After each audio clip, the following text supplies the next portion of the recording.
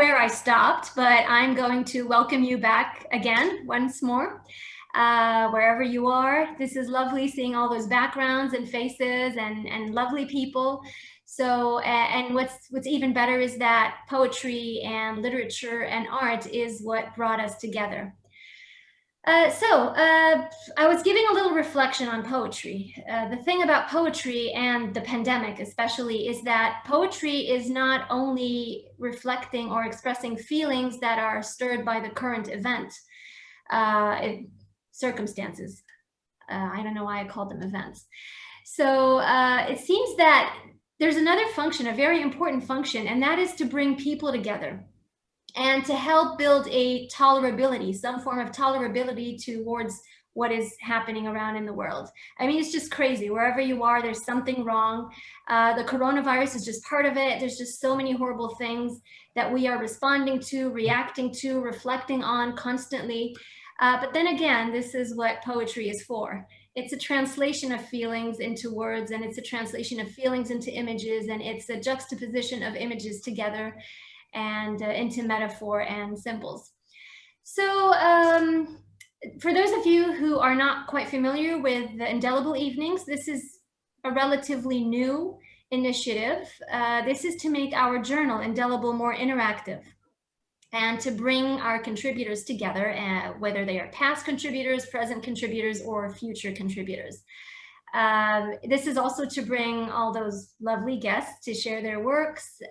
We also give talks. So we had a talk last week with Salma and Chris Murray, another poet, that they were speaking about ekphrasis. We had another one also about the relationship between words and images. They were fantastic discussions, both of them. And the open mic that we used to have once every 2 months on campus is now a virtual event that gathers people from all around the world. And we are planning on having another one in December. So now, without further ado, I would like to introduce our speakers. So first on the list, I know, Konrad, you have a class. So Konrad will go first, and then Joan will go second. It's at 7. It doesn't have to be the very first. Somebody else can go before. Oh, you can be the first, Konrad. You go first. I'll go second. Not to set a bad precedent. Beauty before age. Oh, no, well, it's a short story, so it might take a few minutes. And if one of you wants to get warmed up with a very short poem, they can always step before me. Right. I do have 2 poems, so I could go first if you need me to. Right. Yes. Okay, sure. So Joan will go first. And Joan, let me just retrieve your bio from the other computer, because this is now all about changing computers. Oh dear, poor Roula. It's probably easier to find it here on my phone. Right. It's in the email, yeah. Yeah, there it is. So Joan Liotta plays with words on page and stage as writer and story performer. Her poetry, short stories, and essays appear or are forthcoming in North Carolina Literary Review, Red Wolf, A Quiet Courage, A3 Review, Writing in a Woman's Voice, Silver Birch, The Ekphrastic Review, Anti-Heroin Chic, and others all over the globe. Joan's first poetry chapbook, Languid Lusciousness with Lemon, is out from Finishing Line Press. She has been a Gilbert Chappell Fellow for NC Writers and a featured performer for the North Carolina Story Guild. Her writing and performances celebrate the value of the seemingly ordinary moment and the joy of food, family, and friends. So Joan, we are very excited to hear your poems. The floor is yours. Thank you. I'm showing you this. I think you can see it. There we go. Well, it's washed out just like I am. I love the lemons on the cover of my book, because I took the picture too. And they're from Sicily, in case you wondered. So, of course, I have one poem about food, and the second poem is about a hurricane, and that's because we're still in hurricane season here. We're about to experience Zeta. Fortunately, where I live, we only have a little bit of rain from it and some small winds, but the state of Louisiana is not doing very well at all this year. So I'll start out with Recipe for a Summer Supper, which was published by Young Ravens Literary Review in 2019. After my watering has slaked their thirst before searing heat can shrivel them, sun ripens my tomatoes. Using seeds saved carefully from past crops, these range in color from yellow to deep red brown, irregular in size and shape. My nose and fingers know when, still warm from consorting with the sun, these fruits will fall into my hand to join a profusion of Genoa basil in my basket. On the kitchen counter, my knife chops several garlic cloves and the tomatoes into submission. You need some? Pardon me? I wash the basil, shred its soft, fragrant leaves into the bowl, add salt and olive oil, cover. Let it sit while I watch our children play outside.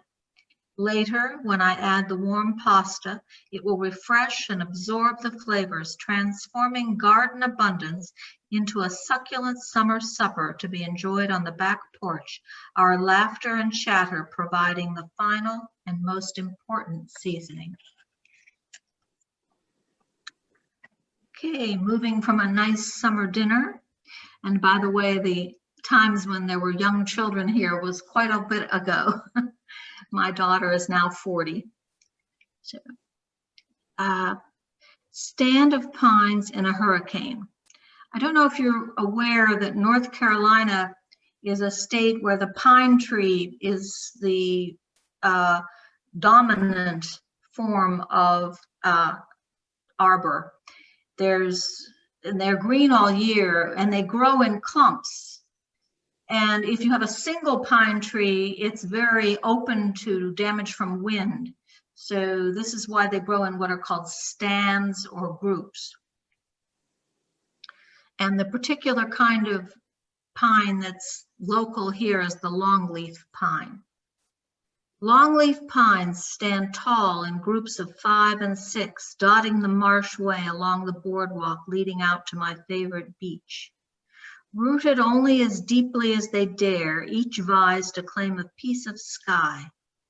When the storm arrived, we closed our shutters and listened to the wind rise up and roar inland. I imagined water hurtling over the horizon line, frothing, spilling into the marsh, roiling those still, dank waters into energetic waves. Even the oaks next to the house quaked as wind whipped around us, their arms grasping at our roof. I heard waves respond to wind with raucous roars. Rain pounded down on our metal roof. I could hear wind pushing, pressing, beating on trees all around.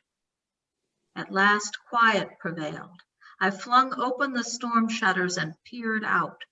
Sodden masses of leaves and pine straw lay on the walkway among spindly twig hands that once scraped clouds. My feet demanded a walk toward the ocean, down our path now pockmarked with holes. As I walked, I turned to examine those several small stands of pines by the walkway. Many trees toppled, lost their fight with fierce wind. Only those that bent remained.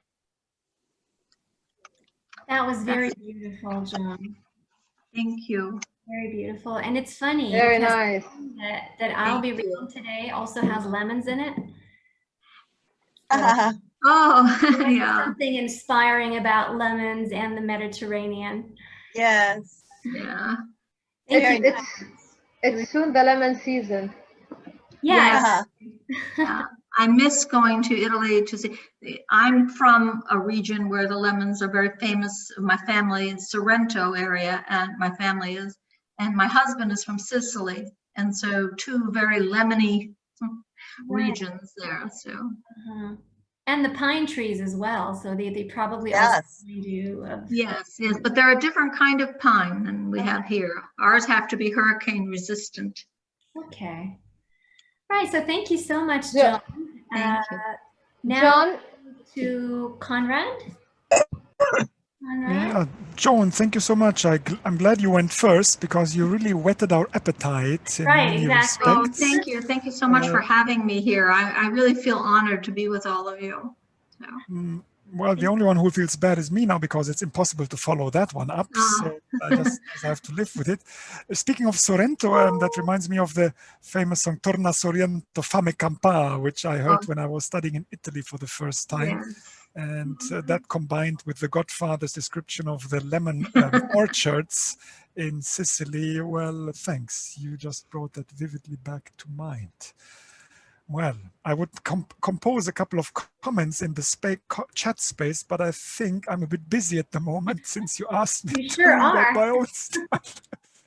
So I'm a man, I can only do one thing at one time. And if you like, then I'm go ahead and read the story. I will present you first, Konrad. Thanks. To your I'm getting audience. ahead of myself. Thanks. So Dr. Conrad Ganesh is an associate professor of international education and linguistics at the American University in the Emirates in Dubai.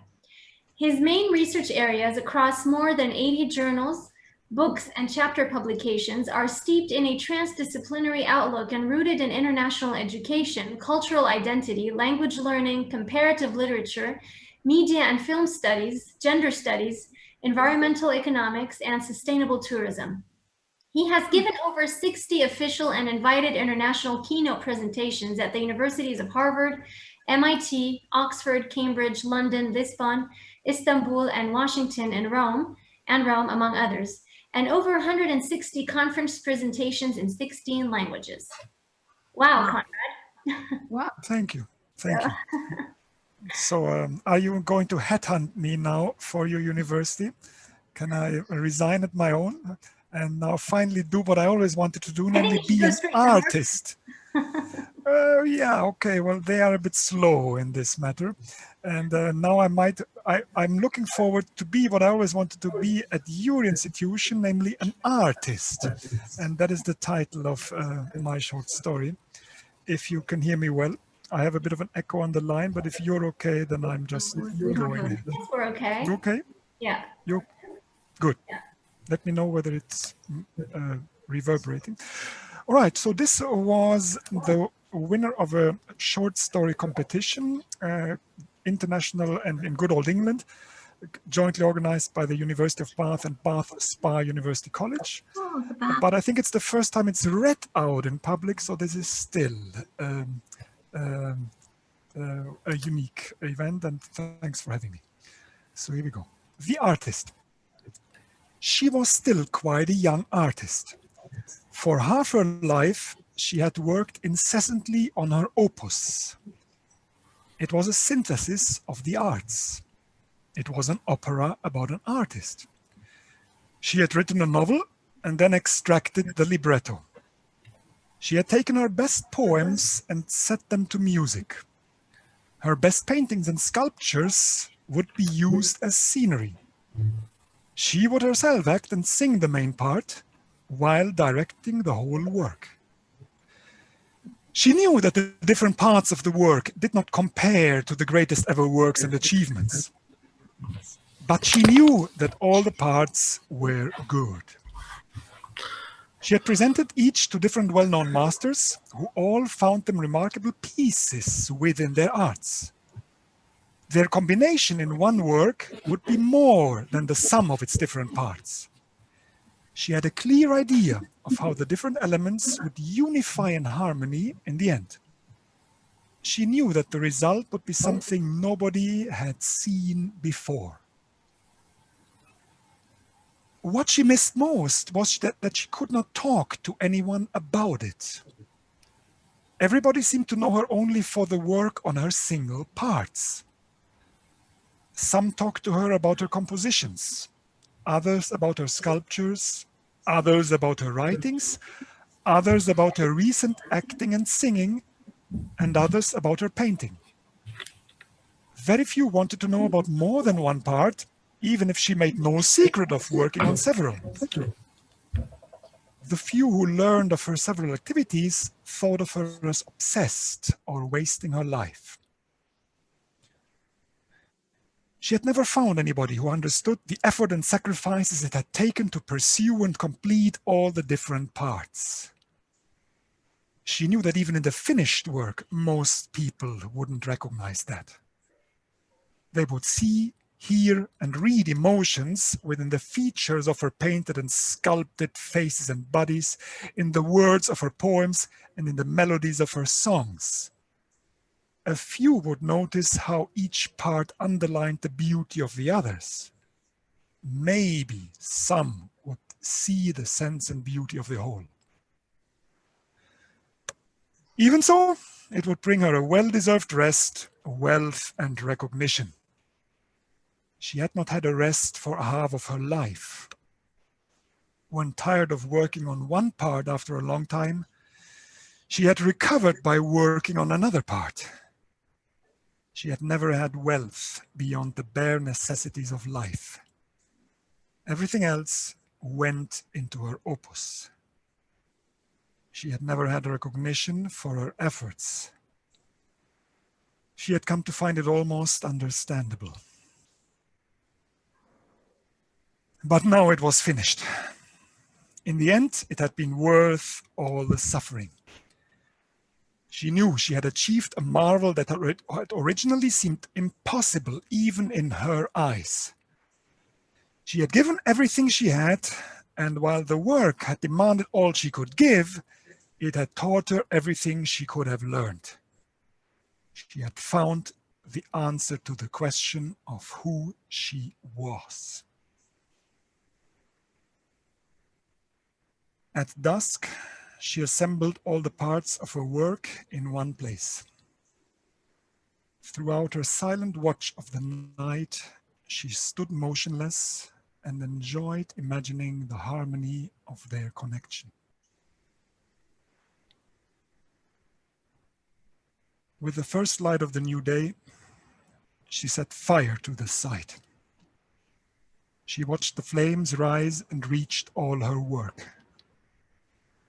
Before the last flames had burned to the ground, she turned and walked towards the horizon with a sack on her back.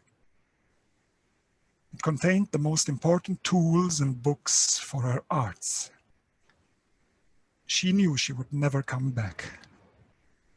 For the first time in her life, she felt nothing but relief. She was the only one who needed to know. Thank you. Thank you very much, Konrad. Thank you. That was lovely. Wow, that was lovely. That was great. Thank you. And the way you read the story, I mean, I was like gasping for air. Thanks. And like I could feel your emotions. Thank you, Loulou. Thanks a lot. That was beautiful. Thank you so much, Konrad, for being here and for sharing. Pleasure. And Lovely. thanks. So next up, we have Susan Porterfield. Susan, are you there? Yes, here I am. Can you hear me? Uh-huh. Yeah. You know, I was going to say, would it be easier for you if I just introduced myself since I know what I've done? Sure. Okay, should I just go? Sure. Okay. You want to introduce yourself, you mean, instead of... Well, I just thought it would be easier for you than having to look me up, and it's fine. It's fine. So hello, I'm Susan Azar Porterfield. I'm from Illinois. I have 3 books of poetry and a chapbook, and let's see, I've been published in lots of journals, Georgia Review, 32 poems, Mid-American Review, Crab Orchard Review, so on and so forth. And I'm going to read 2 new poems. And it's so interesting what you were saying, Roula, about the arts and the times that we're living in, because I thought that the 2 poems that I would read are really about the year 2020. In fact, the first one is called 2020, because this year I'm just going to be glad when it's over.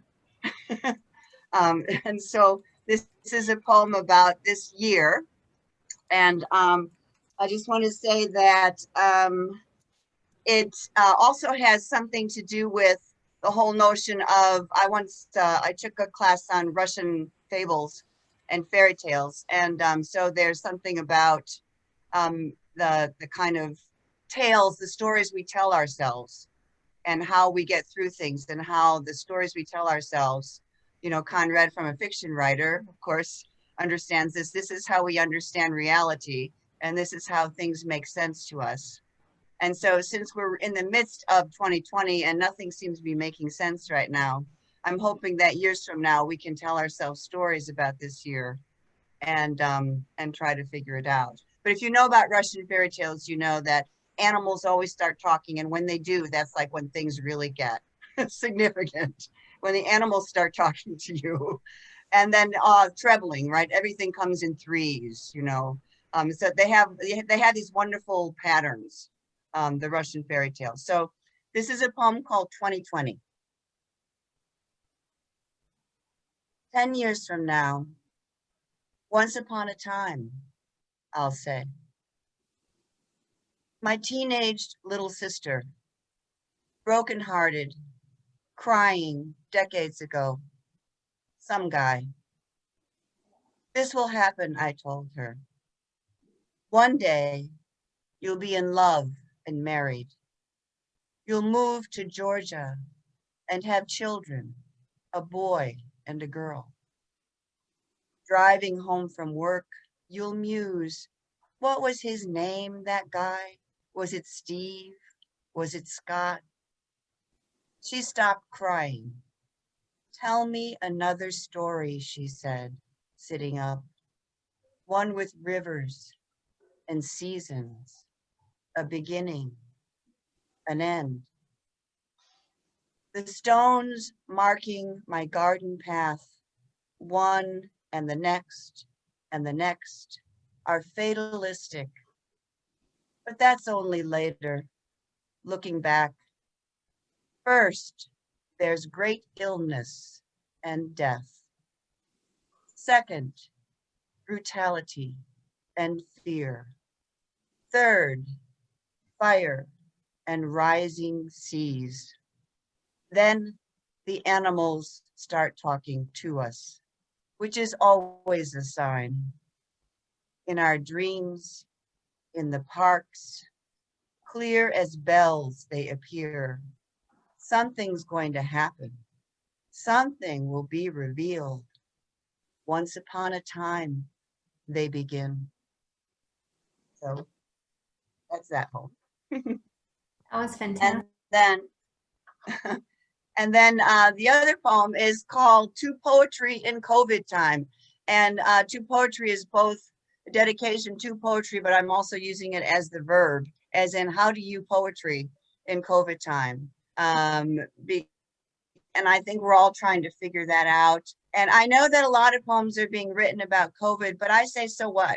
You know, sometimes people say, oh, it's another COVID poem. I think the more we have, the better. I mean, this is what art is supposed to do, as you were saying at the beginning of this. We're trying to learn how to deal with all of this, and the arts help us do that. So rather than saying, oh no, who needs another poem about this? Yeah, I think we need a lot of them. I think we need a whole bunch of them because this is just, you know, madness. It's craziness. So this is a poem called To Poetry in COVID Time. If I say, in the pasture, cows are munching, their muzzles making small O's as they chew, you will think you know how this ends. Gestures of innocence tell me of their natural bent, how neither place nor time plays a role. I need some good news. I'd like a musical interlude about now. We'd gone for ice cream, driving fast at inky dusk, windows down past fields of September corn. With my left hand, I had to hold the madness of my flying hair away from the chocolate almond salted caramel cone. Much as I'd done as a child in the back seat of my parents' car, sisters on either side. Tell me something holy. Tell me something green. Let me help. Imagine here, white space turned duration. If you say at evening, birds fly home to leafy beds, circling round and round, I might think we've met before. Weren't you that guy sitting in the Tuileries, full-faced up to the sun?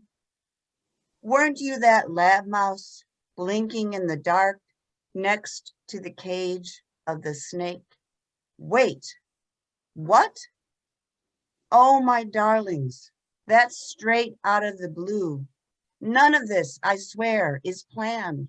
Not the cows or the flying hare or the sisters or the birds or the Tuileries or the mouse or the snake, but it's present. If I say the lily of the valley's leaves have rusted brown already, you know everything there is to know. Wow. I love this one. I mean, I love them both. They're just fantastic. And, sharing poems about COVID, in real time, across borders like that, this is just the collective healing that poetry is offering. I agree. Absolutely. So right. Yep.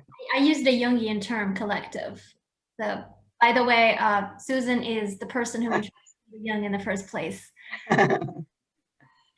She was such an excellent student. She was so good. So much, Susan, and we're really happy to have you with us tonight, this morning. Sorry, in Illinois, it's morning now. Okay, so up next we have Hedy. Hedy, we can't see you yet. I'm here. Oh, there you are. Okay, so Hedy is with us for the second time during the virtual open nights, and we're really happy to have you with us, Hedy. Hedy Habra is a poet, artist, and essayist. She has authored 3 poetry collections, most recently The Taste of the Earth, Press 53, 2019, and she's winner of the Silver Nautilus Book Award, honorable mention for the Eric Hoffer Book Award, and finalist for the Best Book Award. Tea in Heliopolis won the Best Book Award, and Under Brushstrokes was finalist for the International Book Award. Her story collection, Flying Carpets, won the Arab American Book Award's honorable mention and was finalist for the Eric Hoffer Award. A 15-time nominee for the Pushcart Prize and Best of the Net, her multilingual work appears in numerous journals and anthologies. It is a great honor having you with us again, Hedy, and the floor is yours. Thank you. The honor really is mine. I'm delighted to be in such wonderful company and really enjoying these readings tremendously. I'm still under the spell of what I just heard. So the 2 poems I'm going to be reading might be considered as taking up on Susan's word, interlude or escape, if one thinks of the theme of your journal. I did write them before 2020, but they seem to be very relevant. So the first poem is titled Mobilis in Mobili. Watch how some people seem to be taking notes, but if we look closely, their pens race over the page, tracing cuneiform characters, arabesques, spirals, intertwined in wildest vines, mysterious glyphs, oftentimes starting with a square or a circle, they will randomly fill with parallel lines or curves until the figure grows into a Rorschach stain in which they discover the extent or limits of their talents. And now that words refuse to follow the rows assigned to them, demand a life of their own, I find myself scribbling in concentric circles as if I were an insect lost inside a rosebud, whirling like a dervish caught in a gin's bottle, until a flower emerges from the wraps and folds of his flying gown, his bent head a dark pistil deep inside a convolvulus. And does it matter if it's not an arum or a delphinium? I add more petals opening their wings, then a stem growing into a stalk. But it is closer to a bird, standing on one foot, a cormorant maybe, or a seagull. And with a few more feathers, an Aztec headdress begs for a face. But I need not decide if it will wear a jaguar mask or bear a shield.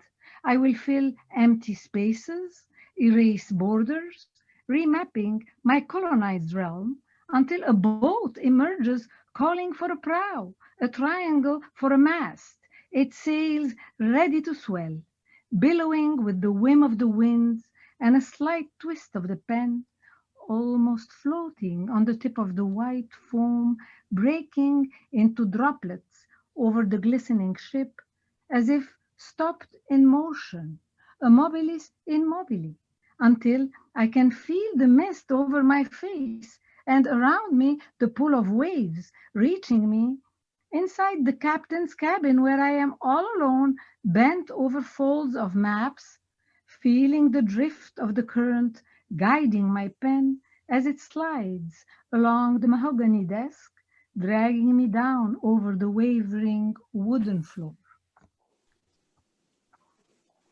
Lovely. I mean, this poem is a garden in itself. Beautiful. Thank you. And the next poem is titled Waiting in a Field of Melted Honey. I'm waiting in a field of melted honey, hiding behind a blue tree that's not really a tree, a root Vincent chose to paint as a tree. You know, the painting where roots are the size of trees, gnarled trees with severed limbs, sterile against the golden field swaying, the tall grass bending. And of course, no one can tell, but I feel the wind too, swelling my blue-flowered dress. You won't see none of it, for I'm behind the huge roots that look like trees, and you can only feed the wind in the brushstrokes. You will mistake my dress bulging on the side for a knot, as if I were a distortion of the oversized joints, leaning against the bark, as if against one of his fingers, my space so restricted I can barely move. The master knows I'm waiting for him, eyes filled with the beauty pouring from his vision. I know he will take these roots and me with them, trees growing into rising clouds at nightfall. And he will show me the city lights, everything around us becoming waves of light. When he remembers me, the tip of his brush releasing me, I will tell him how hot it was behind the root that was like a tree, how the bright rays made me dizzy. He will take me into his brush, cool me down with linseed oil, and in another field show me the evening sky. I come to life again, but no one knows I'm here. The gold of my hair, the blue of my dress broken into lines, narrow paths of color spiraling among the stars on a warm blue night, the moon and the sun becoming one, and I and him, the field and the sky, circling endlessly. I feel the ripples of the wind, the ocean's foam, my dress flows dome-like, its flowers brighter and brighter. I'm everywhere. Hear our voices and you now understand what lies in each swirl. Your life, mine, his, together in the dance of the stars. Thank you. That was incredible. This is beyond the ekphrasis, Hedy. This is a participation mystique with the painting itself. You know, it's wonderful. I think there are many echoes of the short story we just read. Okay, yes, I agree. I agree. So you must love Van Gogh. Yes, I love so many artists that Yeah, I'm a fan of whenever I am admiring a painting or writing about a painting, that is the artist or the painting that I'm most passionate about. But this passion is extending endlessly. Yeah, this is a communion, you know, in your poem. There's this absolute communion between you and the artist's art. So it's beautiful. Thank you so much for sharing it, Hedy. And we move now next to Steve Pottinger, who is with us today from the UK. Yeah, there you are, Steve. So Steve Pottinger is a poet, author, and workshop facilitator, and a founding member of Wolverhampton Arts Collective Poets, Prattlers, and Pandemonialists. He's an engaging and accomplished performer whose work has appeared in magazines and anthologies, and he's a regular contributor to online poetry platforms. He's performed at Ledbury and Stanza Poetry Festivals, at the Edinburgh Free Fringe, and in venues the length and the breadth of the country, from Penzance up to Orkney. His 6th volume of poems, 31 Small Acts of Love and Resistance, is out now and published by Ignite Books. Lovely. Thank you, Roula. It's great to be here. I'm really enjoying this. I've got 2 poems for you this afternoon or this evening, wherever you are. But this first one's from the book that Roula mentioned. We were talking at the start of this meeting about where we're from, and I'm in the Black Country in the English West Midlands, which was the cradle of the Industrial Revolution. It was an industrial area, less so now. It's never going to win any awards for beauty, not big on people's sort of tourist lists that they feel they've got to do, but it's a wonderful place. Excuse me. So this is a poem about it. There's one word which I'll explain. The canal network here was built before railways in order to get goods and iron ore and finished products around. And the canals are called the cut, generally because they were cut by hand. So that's what that word refers to. This is a poem called Black Country Lunch Break. You don't see the beauty when you're looking at a map. All this sprawl, these roads, this housing looks forgettable and crap. Nowhere you'd want to choose to come, more somewhere you'd wash up. But the place we work and rest and play, it's here. It's home. And this morning, the sun on my face, me stepping outside to lean against the wall and take a break from the heat of the press, there were swifts overhead. The water in the cut as clear as crystal. Coots, moorhens, a pair of swans, flag iris by the fistful, reeds and birch all waving in the breeze. I'm nothing special, a simple man, one of the just about managing, but moments like these, they make my heart sing. I drink it all in. Water lilies and motorways, sprawl, solidarity and roads, drag hard on the fag. I tell the wife I'm giving up, but you know how it goes. I will. I should. Have, more or less. Then I slip back in through the chain link fence to the rhythm and beat and heat of the press. So, thank you. The other one, the second poem, this is a new one. I don't know about you, but I'm always, I always fall in love with my new poems and want to tell the world about them. So this is one that was commissioned for National Poetry Day here in the UK, which was on the 1st of October. And the theme for this year was vision. So that led me to thinking about Blake, William Blake, the poet, and his visionary poems, and Blake's Jerusalem, which is a wonderful vision of perhaps a very different type of country. So I thought I'd update that for the 21st century. And this is a poem called Jam Today, Mrs. Veronica Blake's Manifesto for a Brighter Future. There's a video of this on YouTube if you want to watch it, but it's just me reading, so, you know, don't get that excited. This autumn morning, sun streaming in through the windows, back door open to the world, she is in the kitchen, bubbling pans, adding fruit to sugar, making half-pound pots and plans in blackcurrant, strawberry and plum. She's put something suitably triumphant on the stereo, all brass and kettle drum, turned up the volume till the speakers rattle, is humming along as she stirs the rich rolling boil with a wooden spoon. Now licked clean, now a baton, now a sword. And when her Wedgwood figurines dance along the shelf in time to the music, she catches them before they hit the floor. In the slow thickening of syrup, she sees the wonder of new worlds made real. This transformation of constituent parts into something more, a sweet, sweet alchemy which needs no explanation, is end enough in itself.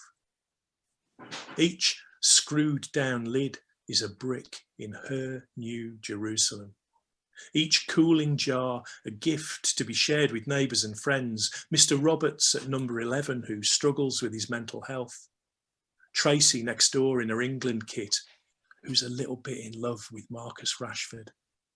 Vanessa at the vicarage, who's partial to Lamb. That afternoon, the 39 bus which carries her into town for darts is a slow, aged chariot of smoking diesel, finding every pothole, slamming round every back street, passing old abandoned mills.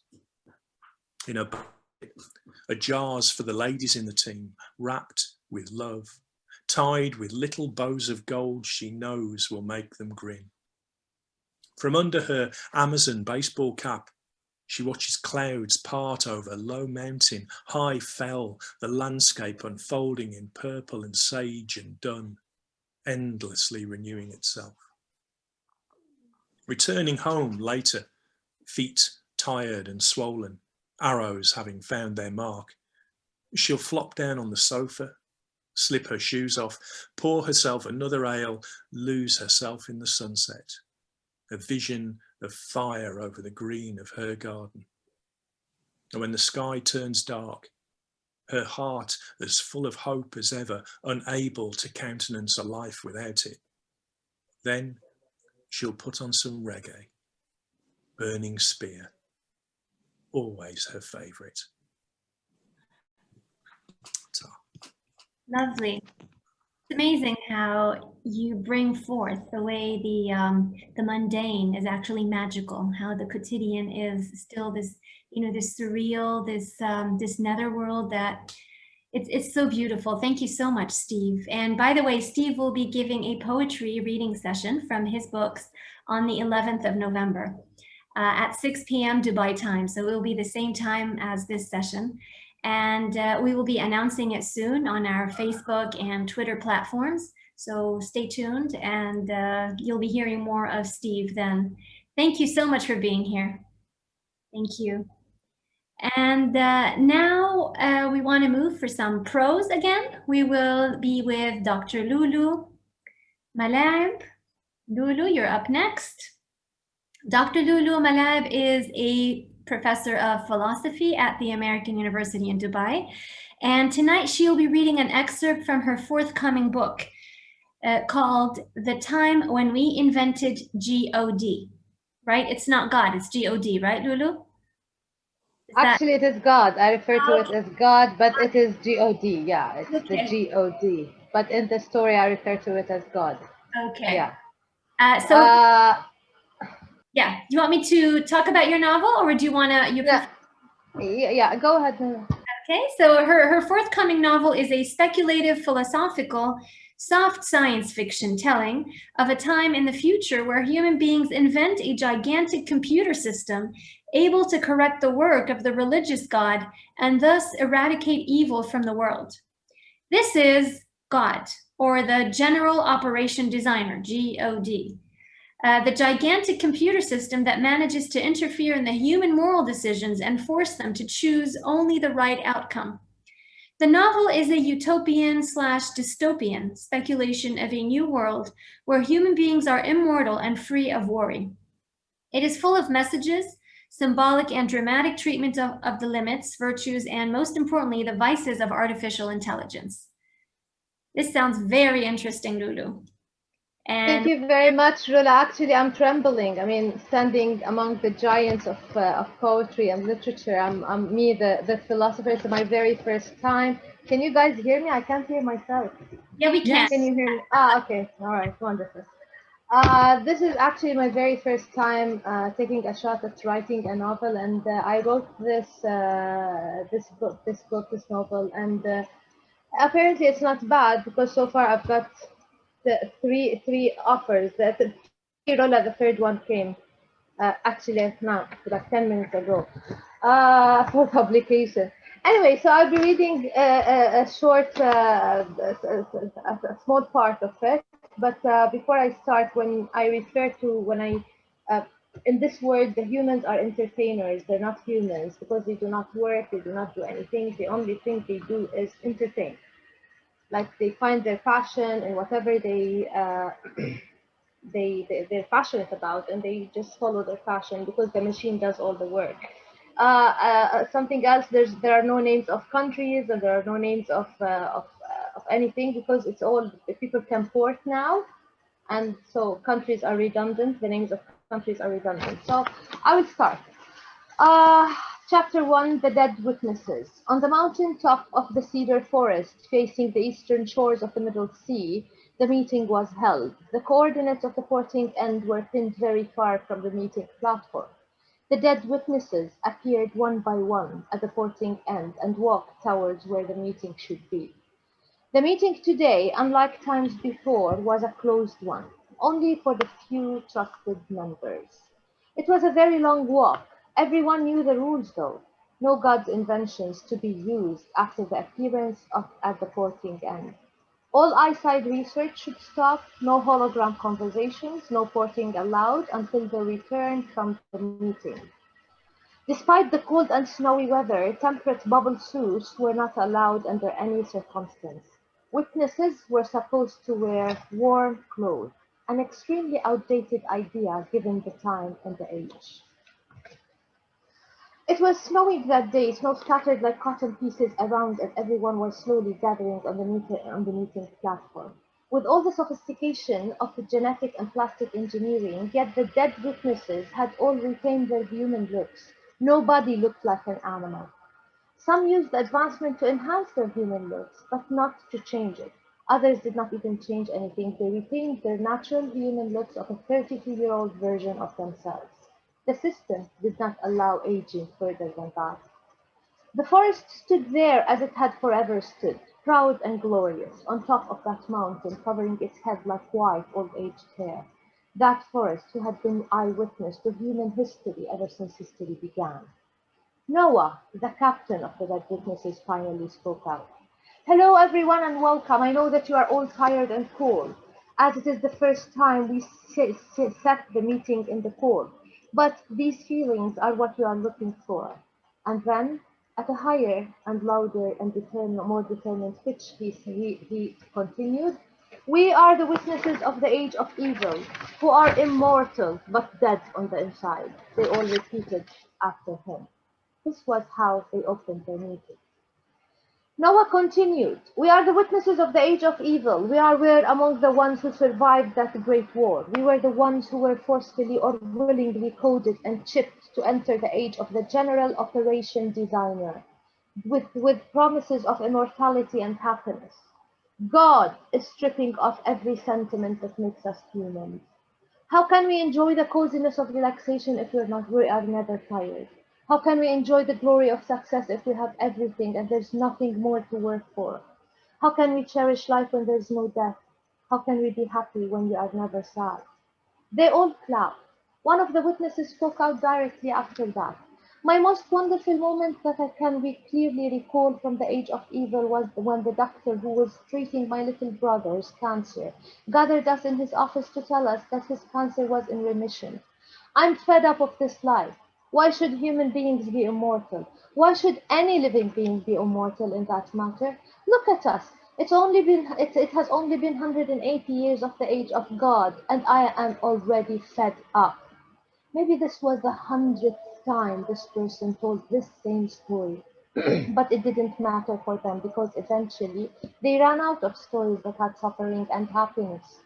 This was the habit. They shared stories. They shared their feelings or no feelings in an attempt to at least retain the feeling of anger and resentment of this age, the only feeling that was thriving in their closed hearts. The captain then story after story, one after the other, the idea was one. They do not desire anything other than desire itself. We are living, the captain continued, we're living without hope because we do not hope for anything anymore, without dreams because we do not dream. We know that we will have all the time in the world, literally, to be whatever we want to be. God is ending the development of human history, my friends, turning us into machines. I am not ready to be part of it. I want to die. Loud gasps and cries and hails came out of the crowd, following his lead. Almost 200 years of living in the age of sameness and ultimate equality, in the age where an individual could easily survive without the protection of the group. Yet the years were unable to eradicate this need people have to follow. Noah had never understood this human phenomenon, but he cherished the trust they put in him. Maybe he was doing them a favor, he thought, by articulating their real feelings and putting them out there for everyone to know of. In this sense, it would be easier for them to follow than to lead. This is why he'd always been very, very careful of his steps, because he knew that they would definitely follow. This had gone on for a while, but Noah had something more to say. Today, Noah had many more things to say, and death was just one of them. Wow. I don't know if it's just me or I had these, I could sense vibes from T.S. Eliot's The Hollow Men in a way. So this is beautiful, Loulou. I mean, Thank you. Thank you. we really hope the book is out very soon so that we can. Thank you. You also reminded me of Justina Robson's novel, Living Next Door to the God of Love. And it's interesting that Justina Robson is also a philosopher. And this is how she started writing. So it was sci-fi and similar themes of the God or God. And Yeah. beautiful. Thank you so much, Luda, and best of luck. Thank you. We can't wait Thank you. till the book is out, and then you have your book launch here on Indelible Evening. Yeah, definitely. Thank you. And next we have Dr. Carly Brown from Edinburgh. Hello. Hello, Carly. So Dr. Carly Brown is an author, poet, and teacher based in Edinburgh, Scotland. She is a winner of Scotland's National Poetry Slam and represented Scotland at the World Series of Slam Poetry in Paris, where she ranked 4th in the world. She has also performed at dozens of festivals and events, including Glastonbury Festival, Stanza Poetry Festival, and the Edinburgh Fringe. She's also co-creator of best-selling children's picture book, I Love St. Andrews, which explores the quirky history and colorful traditions of the town. An author of poetry pamphlets, Grown Up Poetry Needs to Leave Me Alone, Anastasia, Look in the Mirror. Carly is currently working on a historical novel set during the Revolutionary War, which was longlisted for the 2019 MS Lexia. Is that how you pronounce it? Oh, Miss Lexia, just one word. Miss Lexia Novel Award. Carly also volunteers as a tour guide and historical reenactor at the Georgian House. Carly, it is a great pleasure and honor having you with us tonight. Thank you for joining us, and take it away. Great. Thank you so much, Roula. It's an honor for me to be here with you all. It's really wonderful to be able to connect with all these people all over the world. So super special. Hello from Edinburgh. So I'm going to be sharing 2 poems from my recent poetry pamphlet called Anastasia, Look in the Mirror, which came out in July of this year. And the first poem that I'm going to share is actually going to be in the forthcoming issue of Indelible, and it's called French. And a lot of the poems in this book were inspired by the lives and works of the Scottish colorist painters, which, if you're not familiar with them, is a group of post-impressionist painters, really vibrant, super colorful, really bright, beautiful works of art. So a lot of the poems in here were inspired by them and their art. And we've heard some wonderful, amazing, ekphrastic work tonight. So I'll be sharing some more kind of art-inspired poems as well. So this first one is called French, and it's after the painting Luxembourg Gardens by Samuel Peploe, 1910.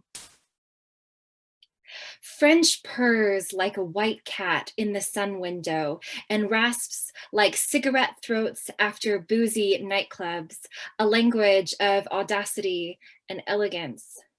We learned early how to conjugate, adding EZ and E depending on the subject, tacking endings onto verbs like hats.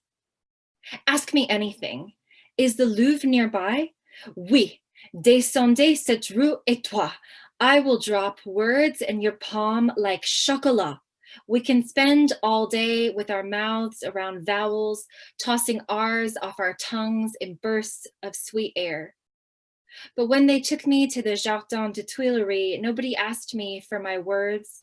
I held them in the folds of my English skirt, gazing up at flamboyant trees, the grass lit with flowers and everything swaying, no firm edges like the language I wanted to speak.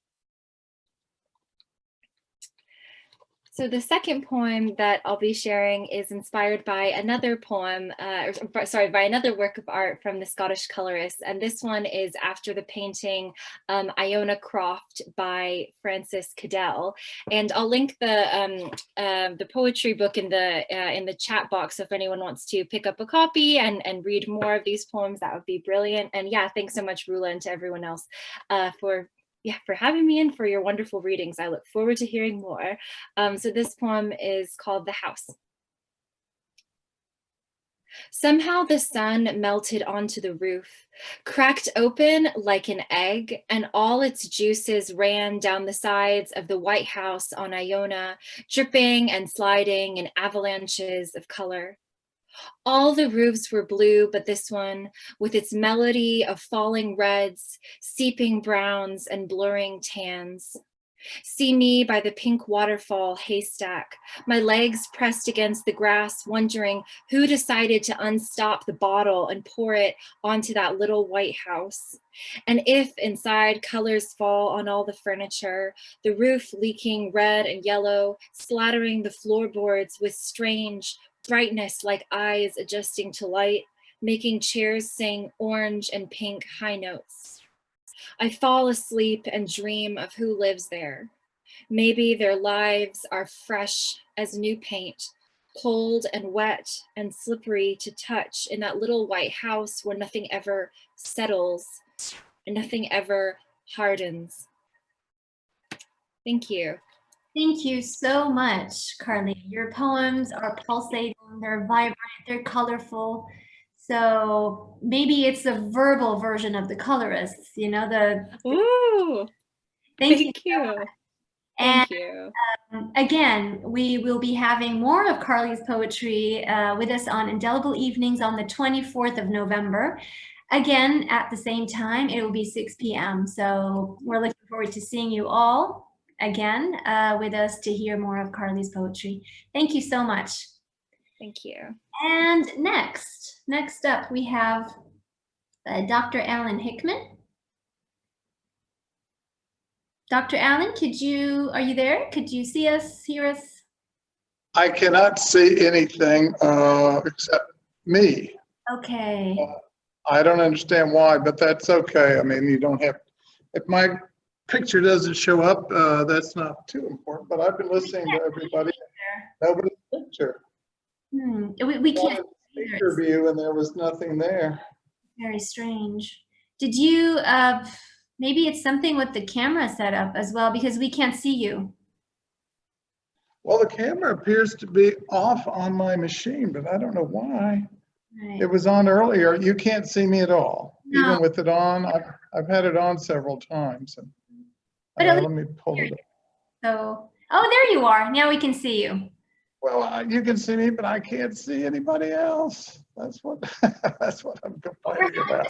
Recorded, That's so okay. That's okay. Maybe I can see your recording later. yeah. But I've been listening to everybody and not hearing or seeing them. Mm-hmm. But yeah, my camera's on now, obviously. With my thing. Mm-hmm. Well, all right. Well. So Dr. Hickman is a poet and essayist who has been teaching English literature and composition at the American University in Dubai for the past 7 years. His interests are music, film, and travel. He received his PhD in English from the University of Arkansas in 1990. And Dr. Hickman is also a regular contributor to Indelible and is always with us here to share his poetry during our open mic evenings. Tonight you will be singing your poems, Alan? I'm just doing one. Yeah, I didn't know what kind of time I'd have, but one song. All right. Okay, so Yeah. hear it. Now I'm doing a little bit of an experiment with this tonight. I don't know that I'm going to be able to pull it off, but I recorded the song, not the song entirely, but the guitar accompaniment, and I had it up there a second ago, and now it looks like it's going to take several minutes to upload. So maybe you want some. We could come back to Oh, you. here it is. Here it is. It came. Got it? I'm Okay. sorry. All right. Let's get it over with. Anyway, this is Coming Up Woke. It's a song that I wrote that may be unnecessary after next week. I don't know. I hope maybe it is. But let me just start. Now, I'm going to do a quick sound test here. See if you can hear it.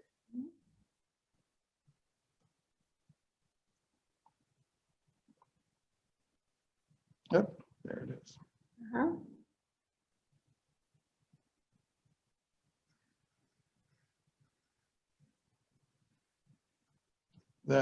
Can you hear that? Nope. You hear nothing? Nothing.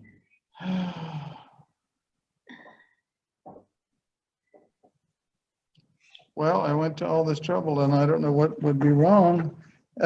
My voice is coming through, but you can't hear the. We can hear you and we can see you. You know what you might want to try doing, Alan? Maybe you might want to sign out and then back in again.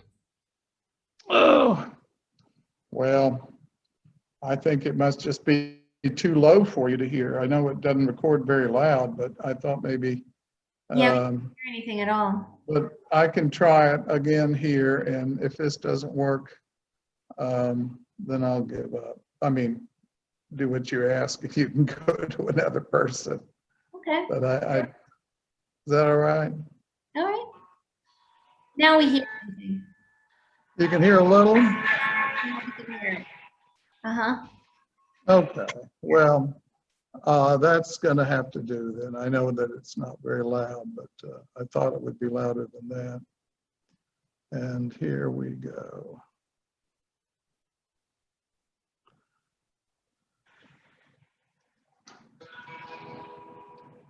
I'm not feeling so well, you see. I'm wondering what's the matter with me. I've been feeling this way for going on 4 long years. It's really a mystery. I tasted the grapes of wrath, taking a trip down that garden path. The guy with the tooth was tugging on my fruit loop, like all good bullies do. Times are bad, you're in the dumps.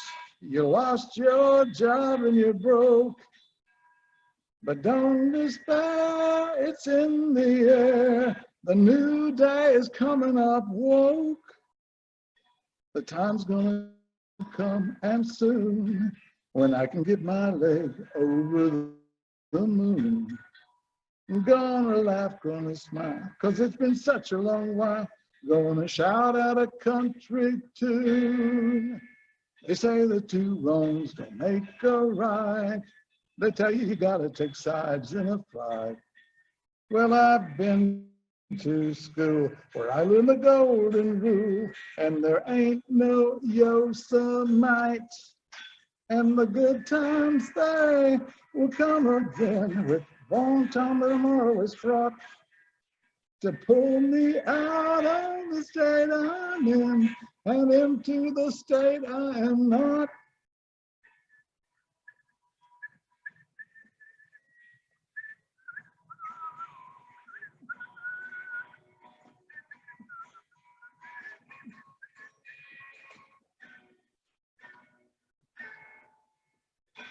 Times are bad, you're in the dumps. You lost your job and you're broke. But don't despair, it's in the air. The new day is coming up woke. The new day is coming up woke. Hokey doke. That's it. Great, Alan. Thank you so much for always sharing your lovely songs with us. Your self-written. It's a whole new experience. Thank you. That was lovely. Thank you so much. And next, we move to Dr. Frank Darwiche. Frank, are you there? Hello? He picked a good Yeah, you're muted. I can see you, but I can't hear you.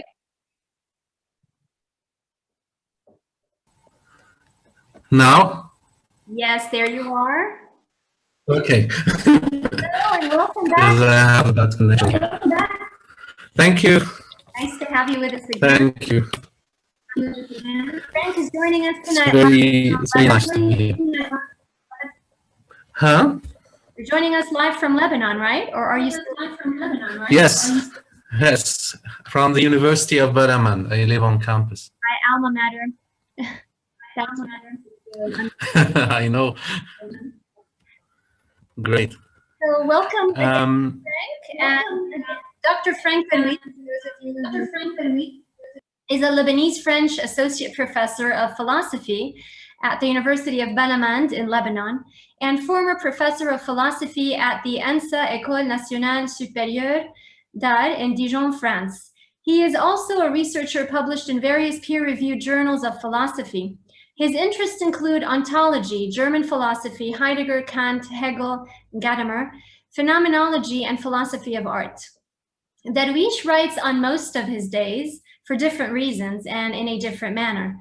Commenting on the process of writing, Darwiche believes that for the researcher in him, writing is like constructing an edifice qua essay or article or book. For the translator in him, it is taking something on and giving it a new voice in a new world, a new language. For the poet in him, writing is curated to allow for the unsaid to come phenomenologically into the open of language. So again, Frank, we can't wait to hear your poems. So what are you going to share with us tonight? Can you hear me? Yes. Yes. I have a suggestion. I think I can do two poems. Or You're breaking I was France last. Yeah, you're breaking up now. We can't. Yeah, because of my connection, probably. Right. Can you hear me? Yeah, now it's better. You were saying? Okay. I can suggest also one poem and something else. When I was in France last time and the explosion happened in Beirut, I was in the studio with my band, and actually I wrote immediately a little song. So I could, the musicians are not here. They're all free jazz, contemporary music musicians. But I could try to sort of sing it. It's very simple, Okay. without music. If Right. you wish to have this. Okay. And then there's just a poem, or it could be two poems, so whatever you choose. It's up to you. It's completely your call. So whatever you like. If you'd like to share the song first, without music. So I'll do. Okay, so I'll do a poem and a song. All right. Okay, so the song is about the Beirut explosion, not a very happy event, Okay. and the poem is not a happy event either. Nothing It's happy for tonight. Nothing happened. I'm a happy person usually, but these aren't. Happy in Beirut nowadays. It's horrible these days. We are living probably the worst times since the Civil War. This is worse than the Civil War, I think. Yeah, unfortunately. So here we are. But the first one is about a lover at the right time, right? So the title is called Kairos Lover. Kairos as in the Greek opportune time, right? To do something. Kairos Lover. So I'm reading it from my computer, so I can't see, I just see the text. So I'll start. Kairos Lover. In petrol and kerosene, in Lebanon turned a French fancy on a playground of metal-vested kids playing on diesel football. Your kiss meets my icicle head, and you almost speak acid rain, you, my never-ending train. In alarm clocks, in high jumps from my window, on a scatterbrained, cluttered tarmac, burnt out footballs on heroin, your wooden leg rubbing against my wooden ear, and you bent over, half fallen you, my pain, my never-ending train. In a disused factory wall, in wet old paint, how could it be? On the roof between the holes, soot leaking down lips, you stick to my fingers, you fall, then refrain from you never-ending train. In sirens, a car crash, an airport-bound bomb, in a ground-flaking, mouth-fluttering wreck, on the plastic-strewn shore of color, hospital needles in a decorative hand. You touch my ears and bite my tongue. In drains, you spit out. In drains, you, my one and only bane, in, on, as this never-ending train. That's it for the poem. It's the soul, actually. We could hear, we could feel the soul of terror that struck Beirut and Lebanon and the whole region in your poem. So now the song. Okay. I'll try to do it justice. So as I said, this was written a few hours after the blast in studio. We were in studio recording something. So the title is, of course, Blasted Beirut. Walking on the promenade in a Sunday morning light, my best lank prostitute and me. I could see the eyes of Mars lingering behind the firelight. Arms dark, I start to see. Sliding on the promenade, wishing it were still our night, my last prostitute, and me, arm stuck, I'm stuck again, leaving behind the promenade, still wondering if I am real. Your burnt face from last night, I'm again the prostitute of fear. I'm stuck, I'm stuck again. I can't see, I can't see. That's it. Thank you so much, Frank, for adding melody to metaphor this way. Striking metaphor, striking melody, striking truth, horrific. But you make it. Thank you so much. This brought tears to my eyes. Thank you. We will record it in December if anyone wants the actual song. Of course. Please let us know so that we could also share it on Indelible. Okay, great. Thanks. Thank you. Very beautiful. Thank you. And now we will move to some prose again with Dr. Gail Hamill. Gail, are you there? Hello? I still can't see you, so I'm going to look for you. Oh, I can't see you, Gail. Okay, you can't? Oh, now I can? Okay, we can. I was trying to get the mute off and it wouldn't press for some reason, but yeah. It happens sometimes. Okay, so welcome aboard, Gail. And Dr. Gail Hamill has also read excerpts from her essays before with us during our in-house open mic evenings. She's a writer of creative nonfiction. Dr. Gil Hamill is also the Writing Center Coordinator and Assistant Professor of English at AUD. Her research interests include women's literature, war literature, psychoanalytic theory, and contemporary memoir.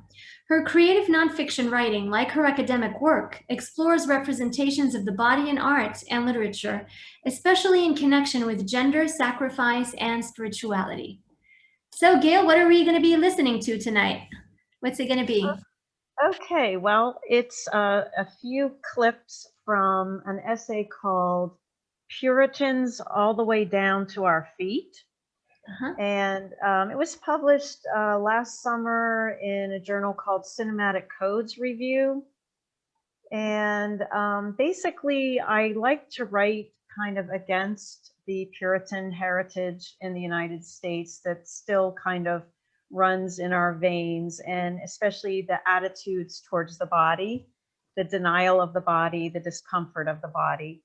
And this is more of a whimsical piece. And a lot of times when I write about the body, I end up writing about gender as well. And the reason that this seemed like the right thing to read tonight is because it ends up talking about masculinity and presidents. And of course, we're a week before the election.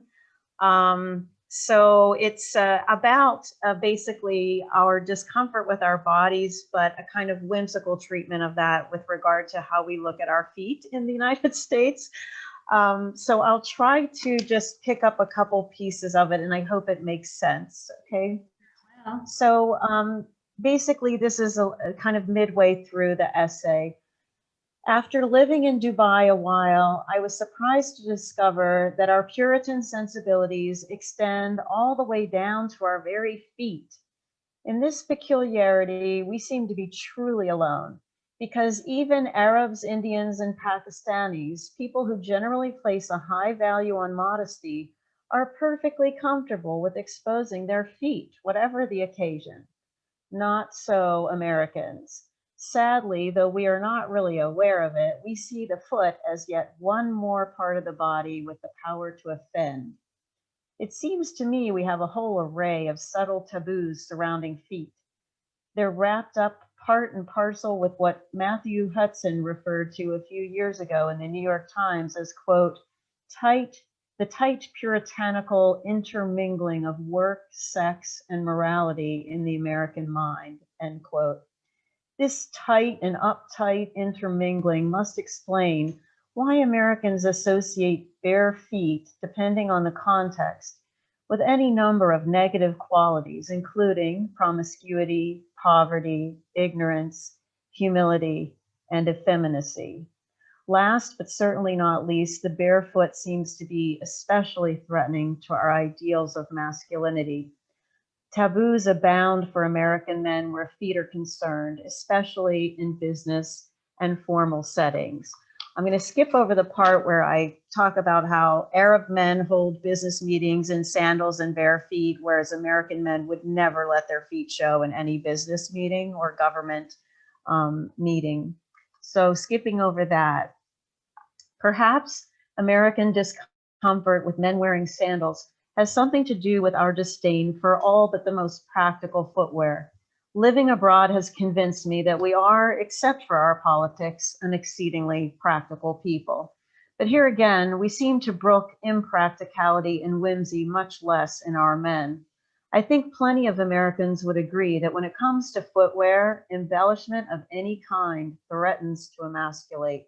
Hence, American men consider it best to shun shoes adorned with bright colors, shine, tassels, buckles, or any other flourish, very much the same way they avoid ballet lessons.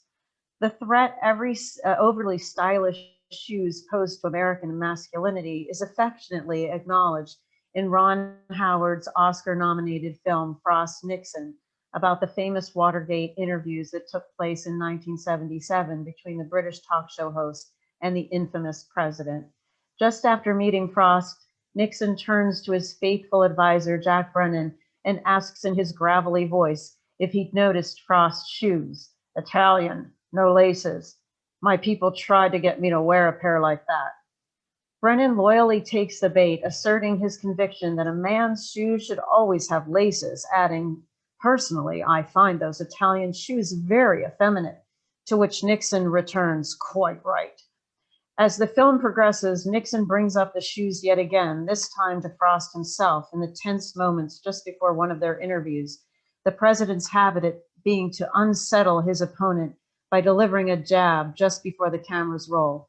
Glancing at Frost's gold-buckled loafers, Nixon asks if his shoes are Italian. Frost says yes, absent-mindedly, to which Nixon adds, that's interesting. You don't find them too effeminate? When Frost, bemused, says no, Nixon squeezes in another quickie. Well, I guess someone in your field can get away with it. Well, according to a BBC interview with Frost in 2011, Nixon really did comment on his shoes. Howard focuses on them to suggest something about cultural attitudes. The film intimates that on some level, Nixon envied Frost's freedom as a British entertainer to live beyond the strict confines of American masculinity. A scene at the end of the film takes place after Nixon's political demise, which was in large part precipitated by Frost's 11th hour triumph in the interviews. Being in town, Frost visits the president at his California home. He arrives bearing the gift of the shoes, those you admired. The gesture suggests that Nixon's no longer having to continually prove his masculinity, if he could only realize it, is a silver lining to the permanent political exile to which he was condemned after Watergate. More than 30 years later, one can only imagine to what degree Italian loafers with gold buckles might have derailed Obama's 2008 presidential campaign. Obama's enemies tried to paint him with any number of bigoted brushes as either the Islamic terrorist or the equally terrifying angry Black man, but also alternatively, the remote effeminate professor and closet homosexual. Amidst this vicious political environment, the Huffington Post and other news outlets published an impromptu photo of Obama working, his long legs crossed, shooting out over his desk, revealing holes in the soles of his shoes, conventional, laced.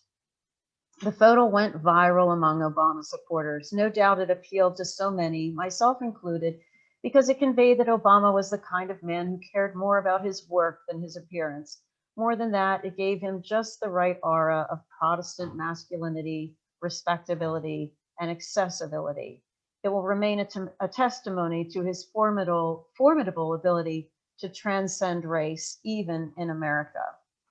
I'll just stop there. But that is a fascinating observation, Gail. Wow. I think that Trump's popularity has a lot to do with this obsession with a kind of hyper masculinity that doesn't really make sense to me, but unfortunately seems to appeal.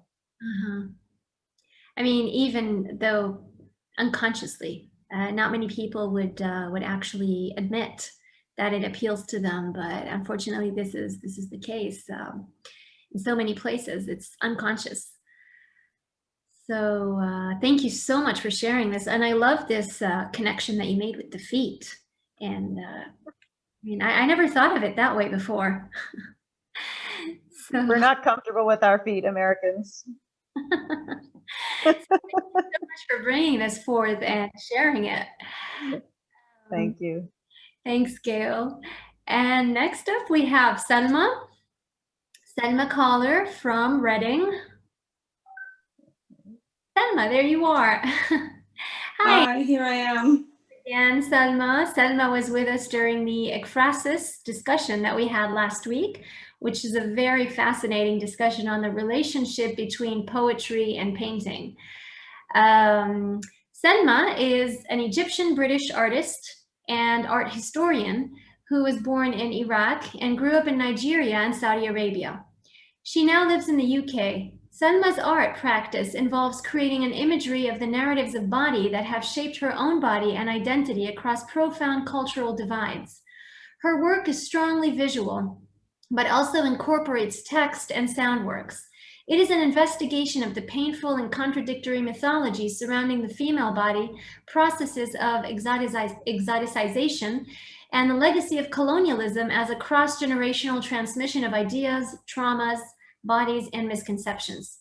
Her art practice is informed by a master's in art history and theory, having studied medicine and teaching cross-cultural perspectives at Pitt Rivers Museum in Oxford.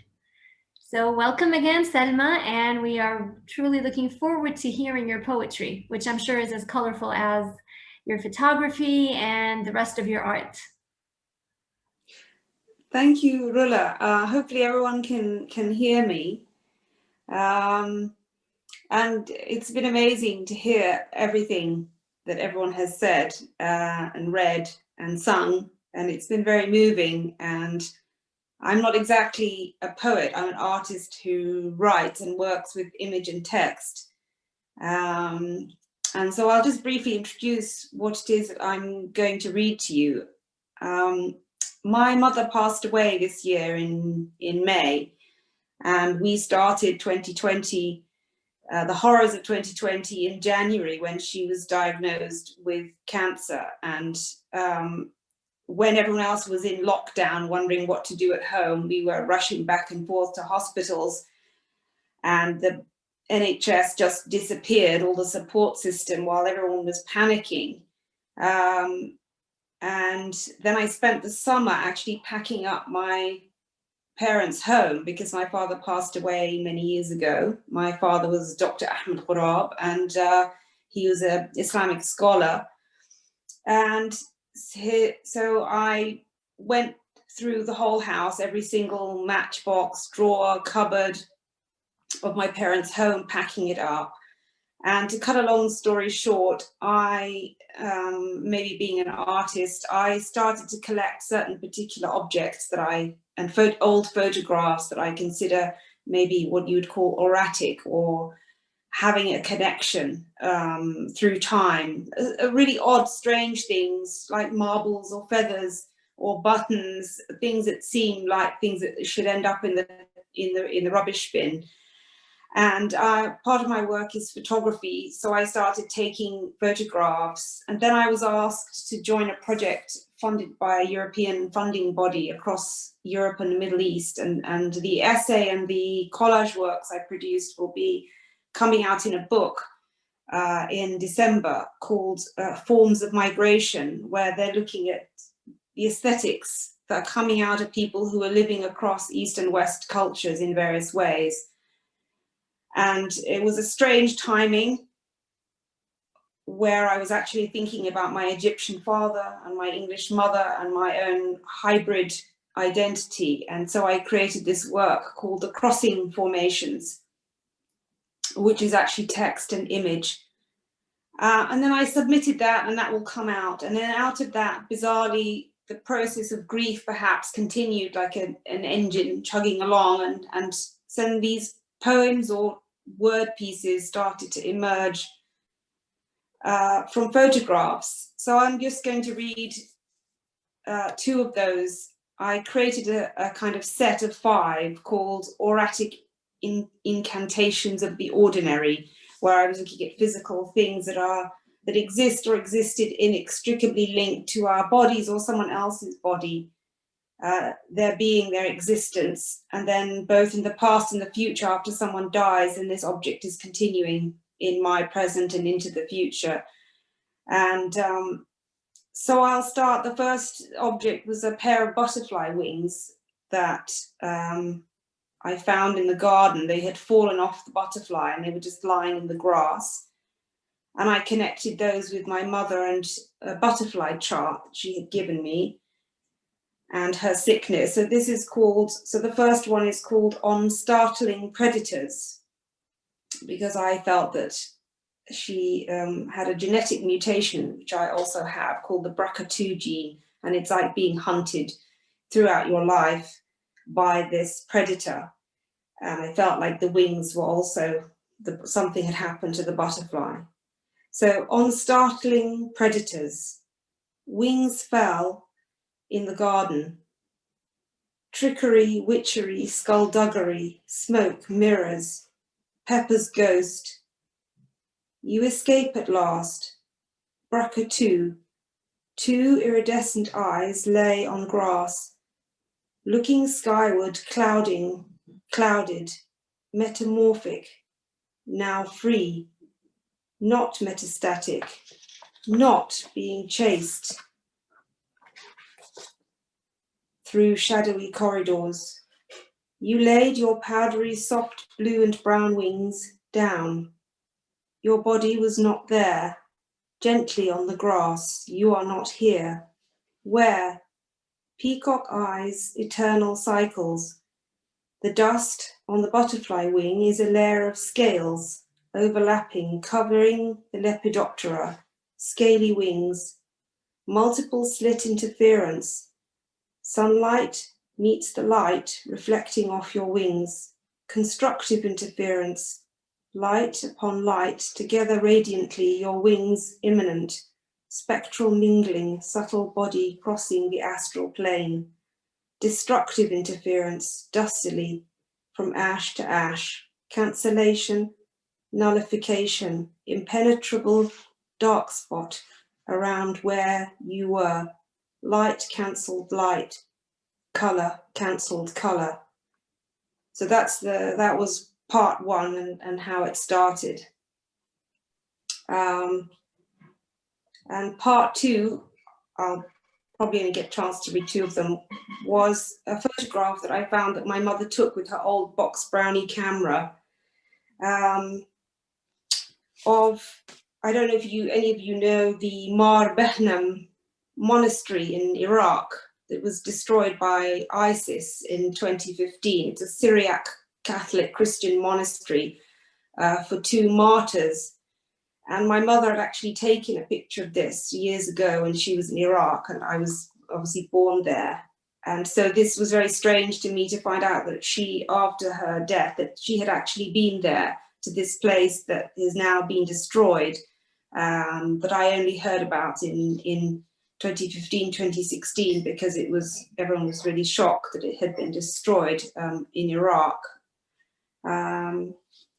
So this one's called Martyrium. Martyrium, Maklub Mountain. Turn everything upside down, inside out. This old box brownie photograph taken by my mother, her porcelain steps walking in Nineveh. Mar Behnam. Only by time travel, narrow passageway of fire-blood companions. Heart's way, archway, arched heart, aching, heart sway, arching. Sway your heart, break your orthodoxia. Mar Behnam, Mart Sara, swallowed by earth and by hatred. Muslim. I lived a year in a braid of orthodox perfumed incantations. Muslim, Christian, syncretic fusion, dust in a broken universe. Portals and mihrabs of medieval Mosul, knotted in a brocade of multiple languages. Why can't we be? Leave us be, knotted in multiples, ornately interlaced, myriad golden seams, stitched so finely, bodies interleaved by an atom of difference. Uyghur inscription, beseech, Khidr Ilyas, monotheistic monsters roam, killing under God canopy. My heart blown apart, tiny porcelain fragments of your body, a luminous dust, cannot be recovered in dreams, covering everything. I cannot fly without it, the dust of the butterfly wing. So that was part 2. That was absolutely arresting, absolutely moving, absolutely beautiful. Thank you so much, Senma, for sharing this deep experience with us, this very human, very raw experience with everyone. So once again, we're very happy to have you here in another Indelible evening, and we're also looking forward to having you with us again. Thank you. Honor always. The honor is ours. Thank you. And next, first up, I need to apologize from those who have sent me messages that they would like to be in the lineup for the open mic session. So I'm afraid we will not be able to do that tonight. So we will have another session, so an extra session for everyone who wanted to participate in the open mic and didn't have the chance to. Now I will close with, I guess I'm the only one left, so I'll close with 2 of my COVID-induced poems. These poems are from my forthcoming poetry book. The book is entitled Simply Being, and it will be published by Chiron in the US. The first poem is called Lemonade. So as I was telling Joan earlier tonight, there's this thing with lemons that is quite inspiring, especially at times like this. And the story actually behind this poem is, you know how they say, if life gives you lemon, then make lemonade. So this is about the experience of trying to see the positive in the mess that we are in, trying to squeeze out the alchemy from the lemons that we are given. It also has a few images of being nostalgic for travel, especially to London, because you know, this is a place that we go to every year, especially in the summers. And I really missed it. I missed being out in the open air. I missed all the walking. So I decided to make lemonade and use my imagination to teleport myself to wherever I want. So this is how it goes. And so it happens that one day you may find yourself juggling a few too many lemons, but not in the way a street performer would do in your favorite square under the shredded clouds and the bird droppings you always manage to dodge. When life gives you lemons, usually there's a citrine in the citrus. Make them precious, like gemstones in your palms. To homeostasize the surrounding tartness and alkalinize the acidic, you find that perhaps it's best to slice them. Cutting out, cutting through, you find yourself squeezing, pressing, and sieving out the pulp. Good stuff. You sweeten without sugarcoating and let the crystals merge in a tintinnabulating stir. Perhaps There's no harm in some current cocooning, in becoming the genie in your own bottle, until it's safe enough to twist your way out, swiftly and unscathed.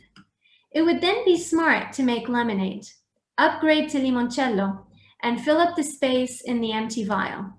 Chin chin. So this was Lemonade. The second poem is also from the new book, and it is also published in Poetry Salzburg Review. It's called The Prodigal Daughter. Of course, this is an allusion to the prodigal son in the Bible. So she got up and went to her mother. The road back is always sweeter, like that fig she'll pick right after dawn, with that ruby red metamorphic heart, as striated as a scarlet rock formed by heat, pressure, and wind. The winding path leading home is a journey worth every stumble and choking step, like that hike up a rocky mountain to a monastery watchfully smiling at the return, or that march among the lavenders toward a holy sepulchre, or that digging of feet knee-high with snow, eager to stand tall with the cedars. This road of toil and trial is but a means to the gates of life. She wears a lace of cyclamen flowers around her neck. They say it shortens labor. There is a sharp longing that awakens startlingly, like the prick of a thorn that heralds the rose bushes nearby, or the buzz of a bee announcing a hidden kingdom inside a spiny broom shrub, or the sprouting slime signaling life within a snail's shell. Home is what it is. It's who I am and where I am lost and found. Under the humbly lowering azure sky, crowning mountaintops with clouds and visions. It cocoons in caves of pregnant darkness, where lives are conceived within rocks that sculpture every faith and thought form. It's that gentle breeze in which daisies dance along with dreams. It's the outer face of the inner soul, and the face behind the reflection in the mirror.